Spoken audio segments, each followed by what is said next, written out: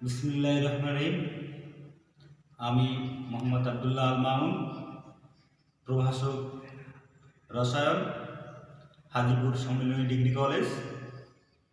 আজকের অনলাইন ক্লাসে তোমাদের শুভেচ্ছা। আশা করি তোমরা সকলেই ভালো ছিলে। আজকে তোমাদের উচ্চ মাধ্যমিক রসায়ন প্রথম পত্রের একটি গুরুত্বপূর্ণ ও মজার একটি টপিকস নিয়ে আলোচনা করব।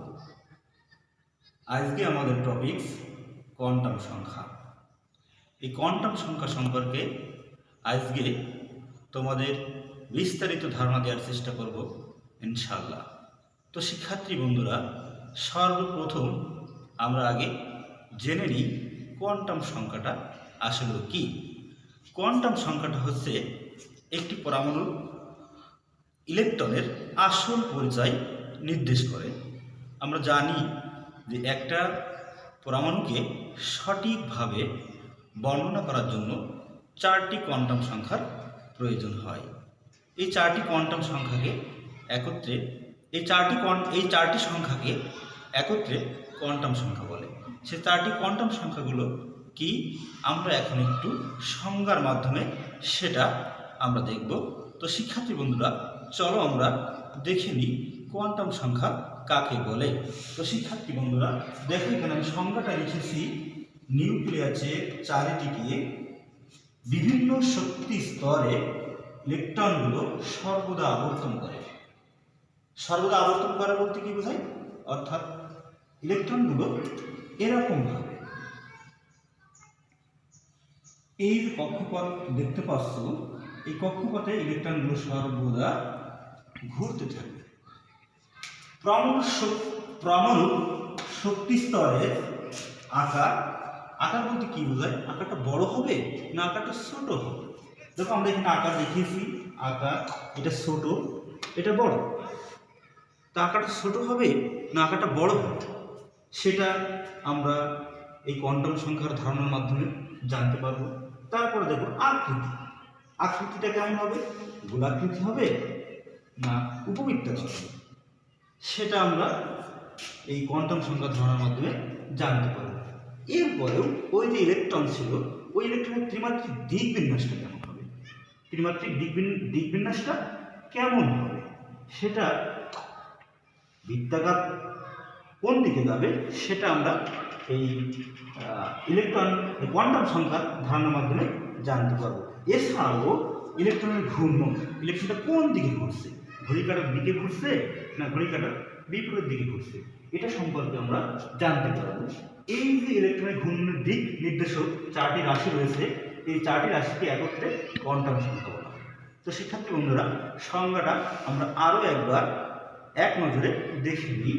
আমরা জানি যে নিউক্লিয়াসের চারিদিকে যে শক্তি স্তর রয়েছে, সেই শক্তি স্তরে ইলেকট্রনগুলো সর্বদা আবর্তন করে। পরমাণুর শক্তি স্তরের আকার অর্থাৎ সাইজ, আকৃতি অর্থাৎ শেপ, ত্রিমাত্রিক দিক বিন্যাস অর্থাৎ ওরিয়েন্টেশন, ইলেকট্রনের ঘূর্ণন অর্থাৎ স্পিন, এর দিক নির্দেশক চারটি রাশি রয়েছে। এই চারটি রাশিকে একত্রিত কোয়ান্টাম সংখ্যা বলা হয়। এই চারটি রাশিকে আমরা প্রকাশ করতে পারি, আমরা এন, এল, এম এবং এস দ্বারা প্রকাশ করতে পারি। তো শিক্ষার্থী বন্ধুরা, এই যে চারটি কোয়ান্টাম সংখ্যা রয়েছে, এই চারটি কোয়ান্টাম সংখ্যা কি কি সেটাও আমাদের জানতে হবে। তো চলো শিক্ষার্থী বন্ধুরা, আমরা এই চারটি কোয়ান্টাম সংখ্যা কি, এই চারটি কোয়ান্টাম সংখ্যা আমরা এখন দেখি। আমরা প্রথম এক নম্বরে লিখেছি প্রধান কোয়ান্টাম সংখ্যা, প্রিন্সিপাল কোয়ান্টাম নাম্বার, এটাকে বলা হয়, এটাকে প্রকাশ করা হয় এন দ্বারা। দুই নম্বরে লিখেছি অ্যাজিমুথাল বা সহকারী কোয়ান্টাম সংখ্যা, সাবসিডিয়ারি কোয়ান্টাম নাম্বার, এটাকে প্রকাশ করা হয় ইংরেজি ছোট হাতের এল দ্বারা। এরপরে যে কোয়ান্টাম সংখ্যা রয়েছে চৌম্বকীয় কোয়ান্টাম সংখ্যা। এই যে চৌম্বকীয় কোয়ান্টাম সংখ্যা, এটাকে অর্থাৎ ইংরেজিতে বলা হয় ম্যাগনেটিক কোয়ান্টাম নাম্বার, এটাকে ছোট হাতের এম দ্বারা প্রকাশ করা হয়। এরপরে রয়েছে ঘূর্ণন কোয়ান্টাম সংখ্যা, এটাকে ইংরেজিতে প্রকাশ করা হয় এস, ছোট হাতের এস দ্বারা। ঘূর্ণন কোয়ান্টাম সংখ্যা অর্থাৎ স্পিন কোয়ান্টাম নাম্বার। এই যে স্পিন কোয়ান্টাম নাম্বার আমরা জানলাম। এই স্পিন কোয়ান্টাম নাম্বার, প্রধান কোয়ান্টাম সংখ্যা, সহকারী কোয়ান্টাম সংখ্যা, তারপরে চৌম্বকীয় কোয়ান্টাম সংখ্যা, এগুলো সম্পর্কে আমরা বিস্তারিত জানার পরে একটি ইলেকট্রন সম্বন্ধে আমরা সঠিক ধারণা লাভ করতে পারব। তো শিক্ষার্থী বন্ধুরা, আমরা যদি কোয়ান্টাম সংখ্যাগুলো যদি সঠিকভাবে জানি, তাহলে কোয়ান্টাম সংখ্যাগুলো জানার মাধ্যমে একটি ইলেকট্রনের আসল অবস্থান সম্পর্কে আমরা জানতে পারব। যেমন আমরা যদি ধরি কোনো এক ব্যক্তির ঠিকানা যদি আমরা জানি, তাহলে ওই ব্যক্তি সম্বন্ধে আমরা সঠিকভাবে তাকে জানতে পারবো, তাকে খুঁজে বের করতে পারবো।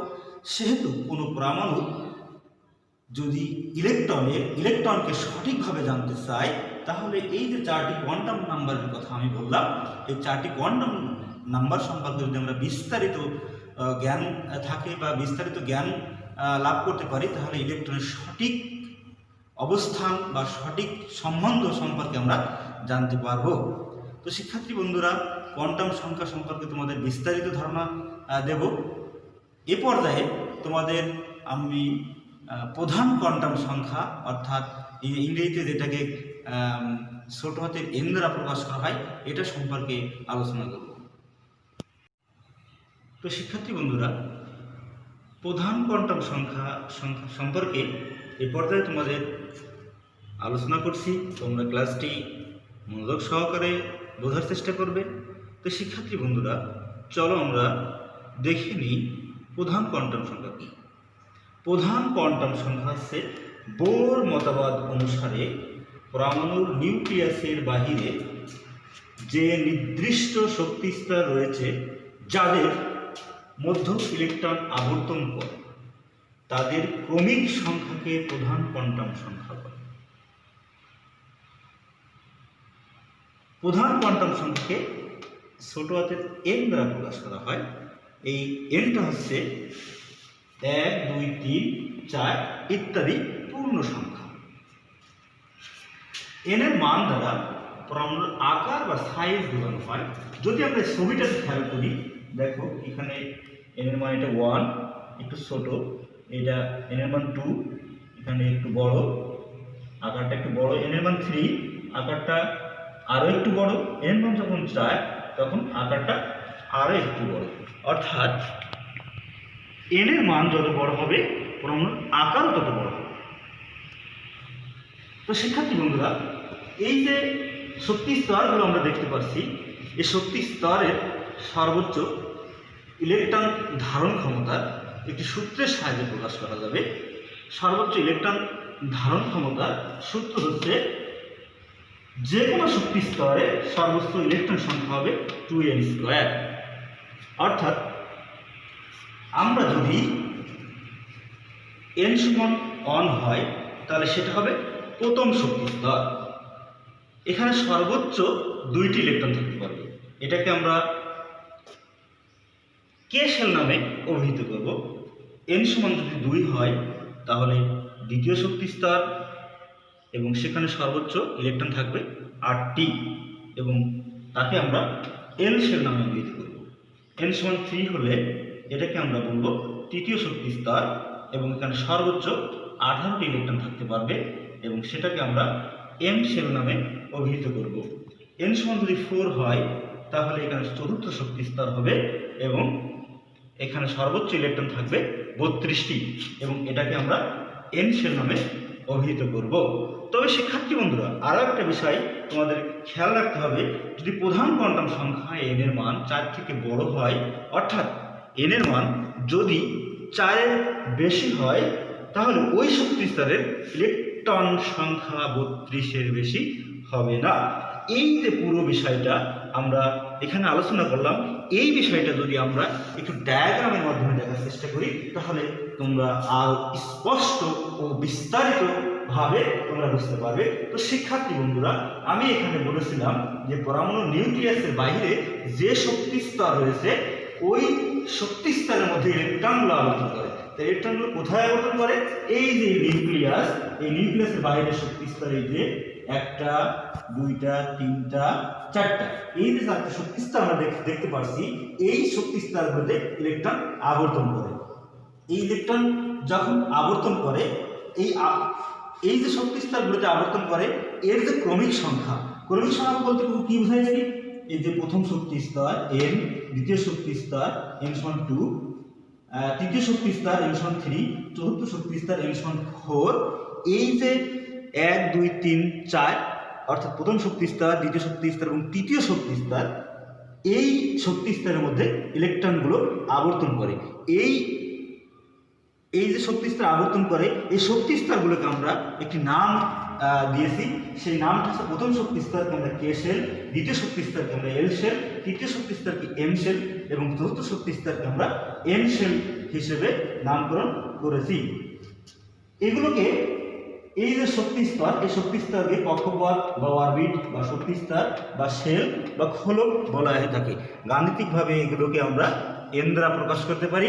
তবে শিক্ষার্থী বন্ধুরা, এখানে আরও একটা বিষয় তোমাদের মনে রাখতে হবে যে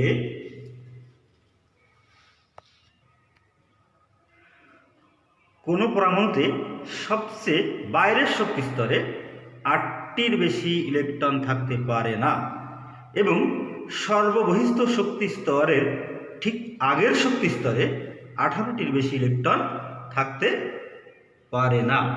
তো শিক্ষার্থী বন্ধুরা, তোমাদের কোয়ান্টাম সংখ্যা, প্রধান কোয়ান্টাম সংখ্যা, তার ভিতর